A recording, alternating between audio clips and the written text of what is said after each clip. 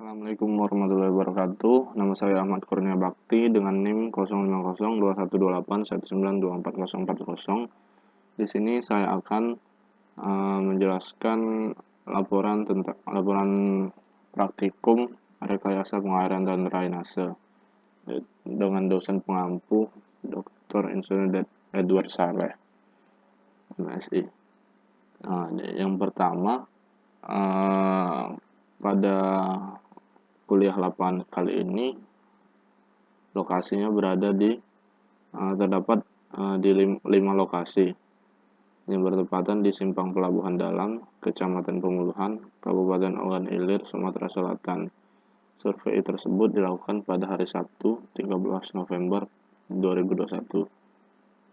Nah, pada lokasi pertama yaitu Rawa Lebak di Pemulutan. Pada lokasi pertama ini kami meninjau tentang rawa lebak yang merupakan ekologi terdalam pada periode waktu musim hujan dan kekeringan pada periode musim kemarau. Pada saat terendam air tinggi, muka air tidak dapat dikendalikan secara gravitasi, sehingga muka air di lahan sawah rawa lebak tidak dapat memenuhi sesuai kebutuhan tanaman. Sebaliknya, pada musim kemarau, rawa lebak ini mengalami kekeringan dan tanaman akan kekurangan air.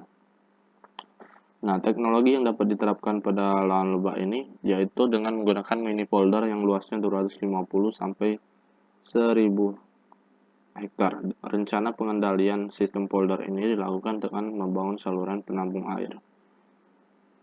Pada lokasi yang kedua yaitu pintu air drainase. Dapat dilihat di gambar ini terdapat pintu drainase.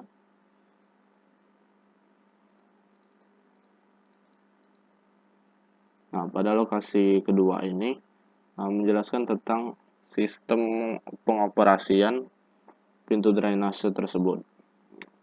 Nah, pintu tersebut ditutup penuh pada saat elevasi muka air di sebelah hilir pintu lebih tinggi daripada elevasi muka air di saluran drainase. Pintu dibuka penuh pada saat elevasi muka air di sebelah hilir pintu lebih rendah daripada elevasi muka air di saluran drainase. Untuk dapat mengoptimalkannya, bangunan tersebut perlu dilengkapi dengan sistem drainase, maka memungkinkan pada setiap posisi pintu dilengkapi dengan pompa. Pada lokasi ketiga, sistem drainase. Pada sistem drainase ini terdapat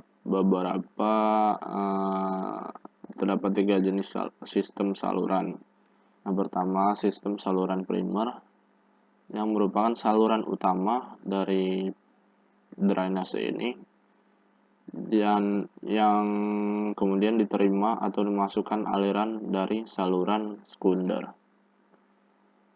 Nah, dimensi saluran primer ini relatif besar karena saluran ini menerima masukan aliran dari saluran-saluran sekunder. Dan yang selanjutnya saluran sekunder. Saluran sekunder tersebut terbuka ataupun tertutup. Dan saluran ini berfungsi menerima air dari saluran tersier dan limpasan air dari permukaan sekitarnya. Selanjutnya meneruskan ke saluran primer. Dimensi saluran sekunder ini tergantung dengan debit air yang dialirinya. Kemudian yang terakhir saluran tersier. Saluran ini menerima air dari saluran drainase lokal. Sistem saluran awal ini melayani kawasan kota tertentu seperti komplek perumahan, area pasar, kantoran, area industri, dan komersial. Ketentuan untuk desain drainase tersier ini agar dapat menghindari kerusakan dapat memperhatikan hal-hal berikut. Yang pertama, ketinggian permukaan air. Yang kedua, pemeliharaan saluran tersier yang meliputi sebagai berikut, yaitu pemotongan rumput, pembersihan saluran,